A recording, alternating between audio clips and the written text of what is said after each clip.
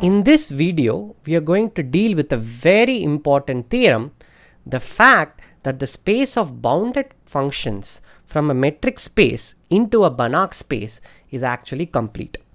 So let me just set the stage before stating the theorem. In this video, X would be a metric space, Y is going to be a Banach space. You can just take Y to be R, that's the most common scenario. So X is a metric space, Y is a Banach space, and recall that BXY, this fancy B, if it looks like some sort of snake, just don't worry about it. It's just I am writing it very badly. So let me just write it somewhat legibly. Some BXY, this is nothing but space of bounded functions f from X to Y with sup norm, with the sup norm metric. Okay, with the sup norm metric, this is a complete, this is a Banach space. This is a Banach space. That's the claim. Okay, so let me just formally state it as a theorem, but before that, let me add one more thing. Not only is this is a Banach space, you can also consider the space C of xy space of continuous functions f from X to Y, again with the same sup norm metric. I'm not going to write that down. This CXY is not necessarily a subset of BXY, because you have no such result saying that a continuous function is going to be bounded. There is no such result unless X happens to be compact or something. So we consider this BCXY, this is just BXY intersect CXY. Okay, so this is the space of functions that are both bounded as well as continuous. This BCXY is also complete. That's the entire result. Okay, so let me just state the result now. Theorem, let X be a metric space and Y be a Banach space,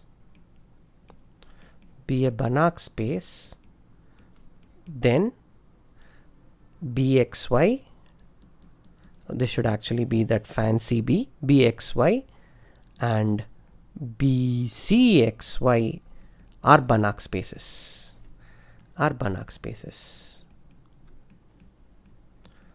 Okay, the fact that these are non-vector spaces, that we have already seen, and you must have checked all the boring axioms of vector space for both BXY and BCXY. If not, do so now, it's rather easy to do.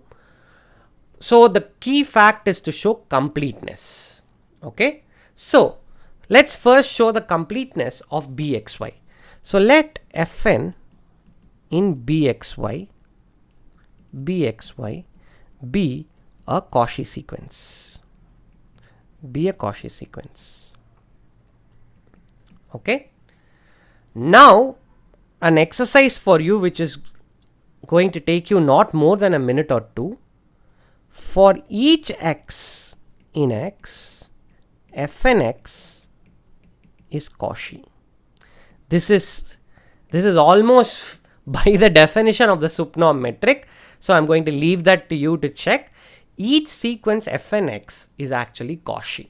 Okay, call limit n going to infinity Fnx to be equal to f of x. Okay, so rather this is just by definition. F of x is defined to be the limit as n goes to infinity of Fnx. Okay, this way we get a function f from X to Y.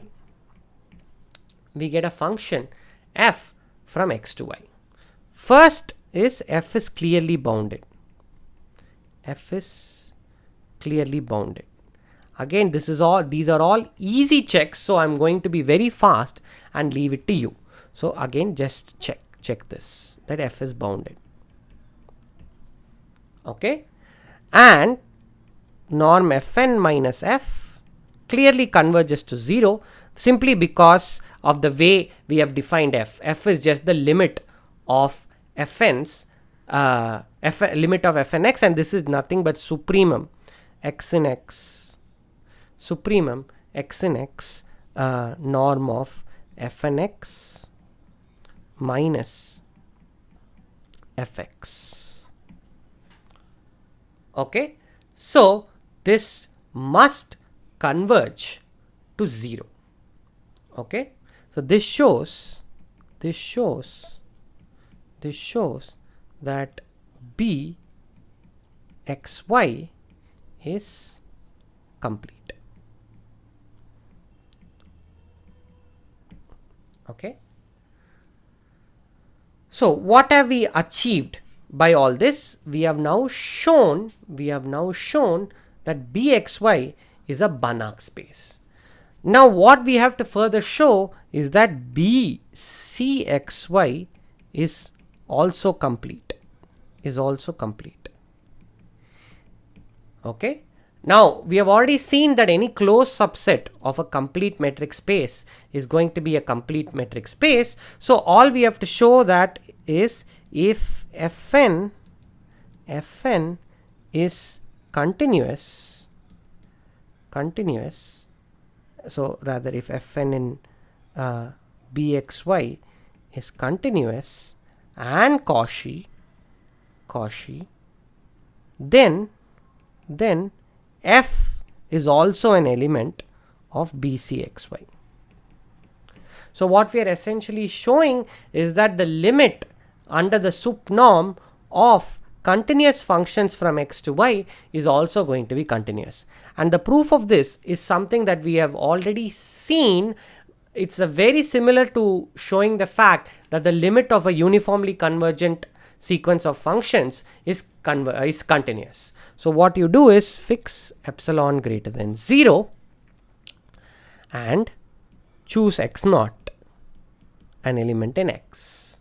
Okay, then observe that norm of f of x minus f of x naught is less than or equal to norm f of x minus fn x plus norm of fn x minus fn x naught plus norm of fn x naught minus f of x naught. Okay, so what this essentially shows is each one of these terms, f of x minus fn x minus fn x naught, and fn x naught minus fx naught, all of these can be made individually less than epsilon.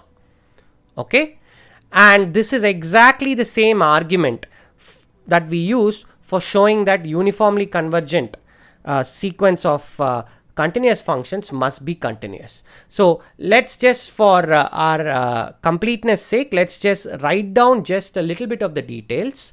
What you do is fix n so large that norm fn minus f is less than epsilon by 3. This can be done because fn's converge to f in the sup norm. Okay, now this is independent of choice of x naught and x. This is completely independent of the choice of x naught x. In fact, earlier when we did this part, supremum x in x norm fn x minus fx, this goes to 0. Even here you are actually under the rug, you are actually using the fact that you have some sort of uniform convergence because we are using the sup norm. So when you check the details, when you check that this function f is bounded and that norm fn minus f converges to 0, please check that you are actually using some sort of uniform convergence. That's the reason why we can actually make this independent of the choice of point. You cannot, at the outset I just said that f of x is just the limit of f and x. That doesn't guarantee that this will be less than epsilon. It could happen that different points you have to go further and further in the sequence to make norm f and x minus fx less than epsilon, but that will not happen because we are putting the sup norm metric. So please carefully go through the details when you check this. Okay, so coming back to the situation we are in, we can make norm fn minus f less than epsilon by 3 independent of the choice of x naught and x. That immediately will show that this first element and this last element are both less than epsilon by 3. So the only thing we have to take care is the middle element, and that middle element can be taken care of by continuity. So by continuity, choose delta greater than 0 such that norm fn x minus fn x naught is less than epsilon whenever dxy whenever dxx naught xx naught is less than delta.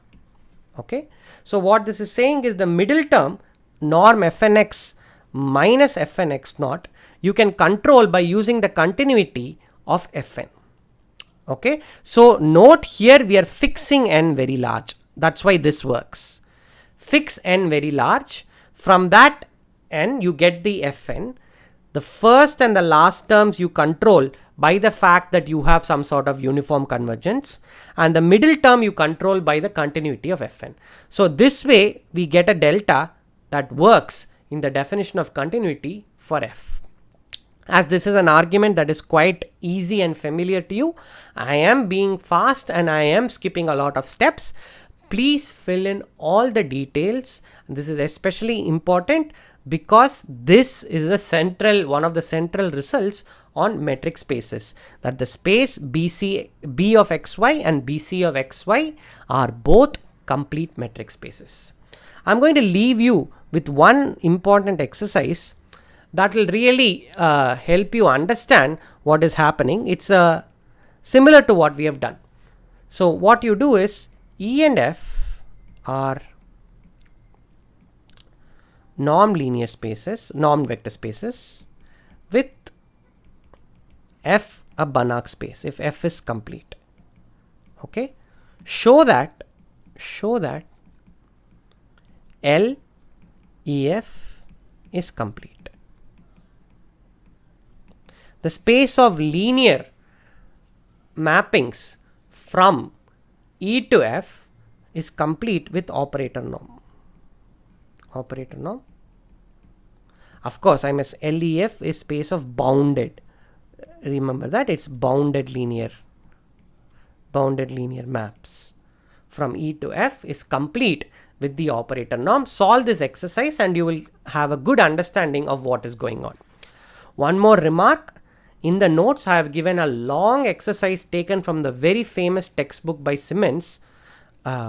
I think it's called Introduction to Topology and Modern Analysis or something like that. It's a classic textbook. This is an exercise that shows you that given a metric space, you can construct a completion. In fact, you can put it inside a complete norm vector space, that is a Banach space. Please solve that exercise. In the next video, I'm going to show you how to complete a norm vector space. There the proof is a lot simpler. So please do solve that exercise. It's a step-by-step exercise. You will have to fill in a lot of details. This is a course on real analysis, and you have just watched the video on completeness of BXY.